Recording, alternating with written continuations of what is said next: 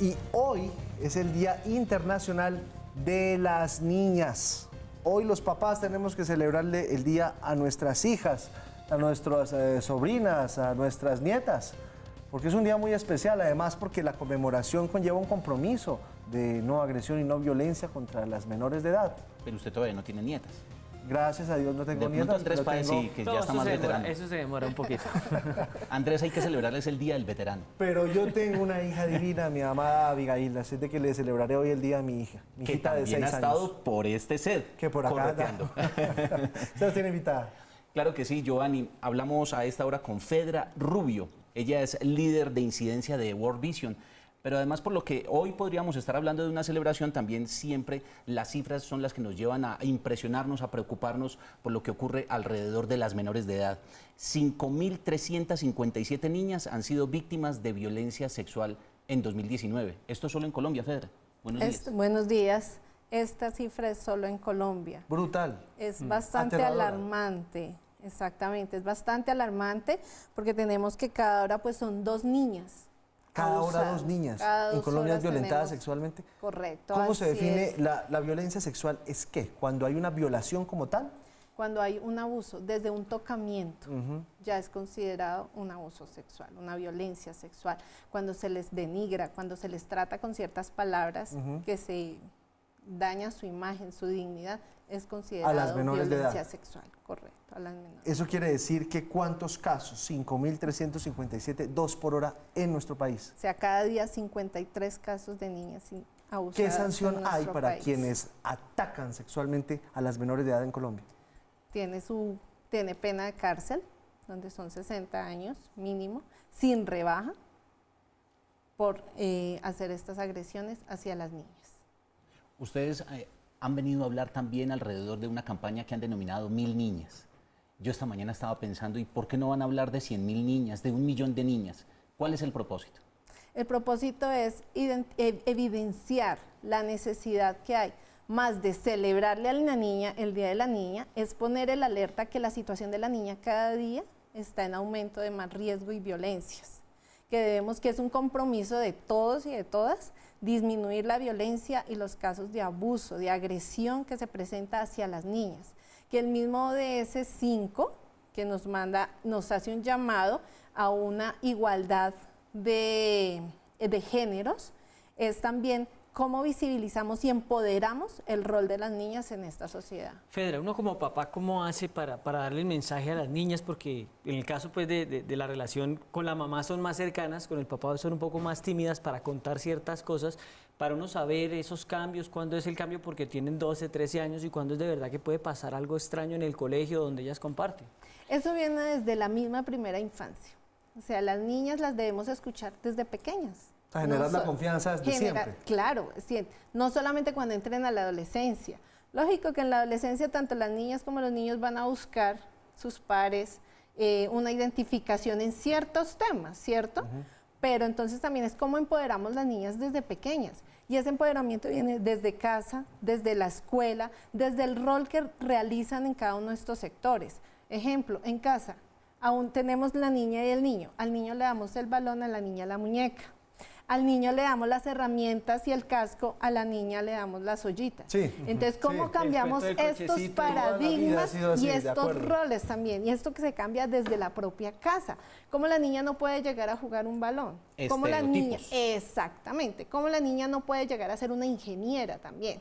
Sino desde pequeños empezamos a generar esos estereotipos y eso lo transmitimos nosotros mismos desde adultos en casa. En los colegios es lo mismo. O también, ¿cómo entonces la niña no puede salir a jugar a la calle? El niño sí puede salir a jugar, ¿sí? Entonces, ¿cómo las empoderamos? De que ellas tengan también la voz y puedan hablar y puedan dar a conocer también su pensamiento, pero que su pensamiento sea también tenido en cuenta.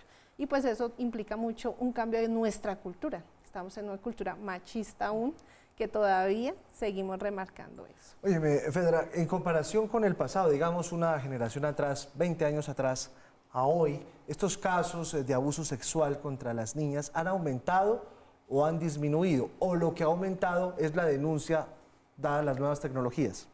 Eso es algo pues difícil Sí. de poder decir es así o no.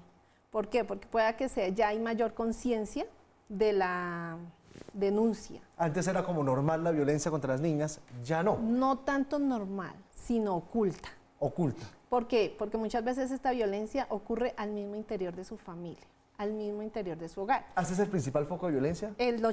Más del 80% de los casos de agresión hacia las niñas y hacia los niños es al interior de sus familias, Qué por horror. parientes, por horror. personas más cercanas. Entonces, antes esto era un tabú de alguna manera. ¿Cómo vamos a decir que un familiar abusó de la niña al interior del hogar? Entonces, ¿ahora qué? Se ha llegado más a la conciencia de debemos denunciar, debemos visibilizar y no debemos normalizar la violencia. Muchas veces para que llegue el caso ya de abuso, de violencia sexual hacia las niñas, ha venido atrás otras cosas. Entonces puede ser, inicia desde una palmada, inicia desde un chantaje, o sea, hay muchos factores detrás que llegan como resultado ya a la violencia y muchas veces a la muerte de estas niñas. En casos de feminicidio de las menores de edad, ¿cuáles son las cifras? ¿Las tiene? No, de feminicidio como tal, no, pero pues es alarmante de que aproximadamente No, esto es una brutalidad, que haya... 114 niñas durante el 2018 hayan muerto por casos de violencia. No, eso es una brutalidad. Entonces, ¿Y en la región cómo estamos? En comparados con países de la región, no, pero estos casos son extremadamente altos. Andrés. Exacto. Por supuesto. Es que Así sí, la región esté bien o esté mal, estos no, casos son y es terribles. una situación que no es solamente ni de la región ni del país, es una alerta global. Sí.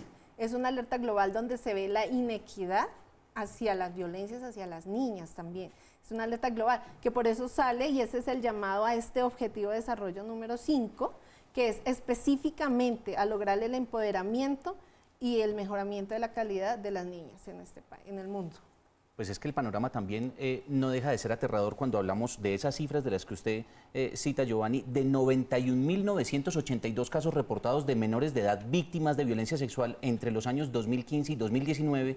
49% corresponde a las niñas con edades entre los 10 y 14 años. Qué horror, qué horror. Y eso que ya no hay conflicto armado. Eso que ya no hay conflicto armado. Pero entonces ahí veíamos, y es una comparación que sale de ese estudio, que las niñas reciben mayor violencia entre los 10 y 14 años y los niños entre los 5 y los 9 años. ¿Por qué se da eso?